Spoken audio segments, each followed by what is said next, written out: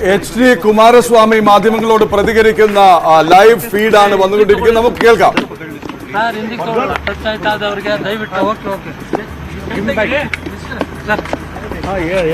ಇವತ್ತು ಒಂದು ಮಹತ್ವವಾದಂತ ದಿನ ಯಾವ ರೀತಿ ಅಕ್ಸೆಪ್ಟ್ ಮಾಡ್ಕೊಂಡಿದ್ದೀರಾ sir?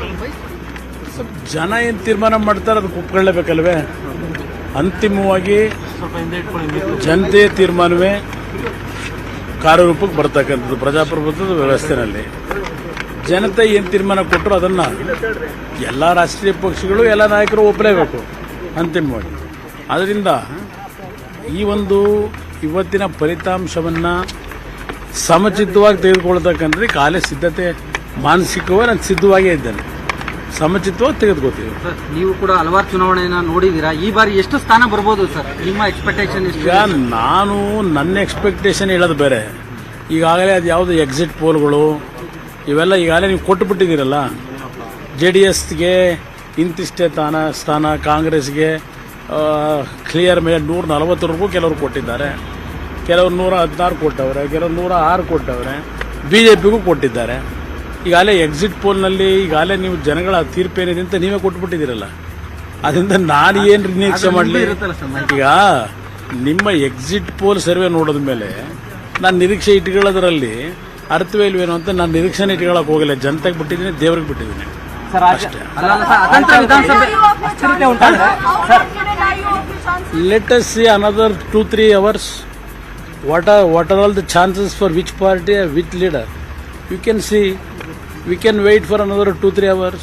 How much is what your will expectation? no, my expectation is not now. My expectation is not necessary because already exit poll, you people already shown that 2 national parties will going to score in a big way.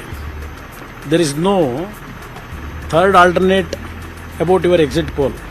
JDS you people have given us actually 12 seat to 30 or 32. You have given maximum 12 from 12 seat.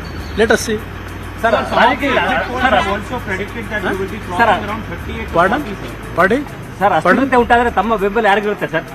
ನೋಡ, ಜನ ಅಸ್ಥಿರತೆ ಬಯಸ್ತಾರಲ್ಲ ಬಹುಶಃ. ഏതായാലും exit poll ഫലങ്ങളെ പരിഹസിക്കുകയാണ് HD Kumaraswamy വളരെ വ്യക്തമായിട്ട്. എന്താണ് താങ്കളുടെ മനസ്സിൽ അദ്ദേഹം എന്തോ തീരുമാനിച്ചു വളരെ വ്യക്തമായിട്ട് 2-3 മണിക്കൂർ കാത്തിരിക്കൂ, നമുക്കെല്ലാം അറിയാമല്ലോ. പിന്നെ സീറ്റ് സാധ്യത പദ്ധതിയെ കുറിച്ച് ചോദിക്കുമ്പോൾ നിങ്ങൾ എക്സിറ്റ് പോൾ ഫലങ്ങളിൽ 2 പാർട്ടികൾക്കും കൊടുത്തിട്ടുണ്ടല്ലോ വേണ്ടുവോളം. അതായത് ആർക്കും കേവല ഭൂരിപക്ഷം കിട്ടരുത് എന്ന് ആഗ്രഹിക്കുന്ന ഒരു പാർട്ടിയാണ്. ഒരു മനസ്സും നമുക്ക് അവിടെ കാണാൻ കഴിയും. കുമാരസ്വാമിക്ക് പരമാവധി നേടാൻ കഴിയുക 30 സീറ്റായിരിക്കും. കഴിഞ്ഞ തവണ 38 കിട്ടിയെങ്കിലും ഇത്തവണ അത്രയ്ക്ക് വലിയ ഒരു ഗ്രൗണ്ട് ഇല്ല. എനിക്കൊരു പ്ലാനുമില്ല. ഞങ്ങളൊരു ചെറിയ കക്ഷിയാണ്. 2 കക്ഷികളും ഇതിനകം തന്നെ അനൗൺസ് ചെയ്ത് കഴിഞ്ഞു. ഞങ്ങൾക്ക് ക്ലിയർ മാൻഡേറ്റ് കിട്ടുന്നു എന്നാണ് പറയുന്നത്. അതുകൊണ്ട് എനിക്ക് പദ്ധതിയൊന്നുമില്ല. എന്നെ ആരും ഏറ്റവും കൂടുതൽ കൗതുകമുള്ളത് ആർക്കും കേവല ഭൂരിപക്ഷം കിട്ടാത്ത സാഹചര്യത്തിൽ HD കുമാരസ്വാമി ഏത് പക്ഷത്തേക്ക് ചായുമെന്നാണ്. എന്തായാലും കോൺഗ്രസുമായിട്ടൊരു ഡീൽ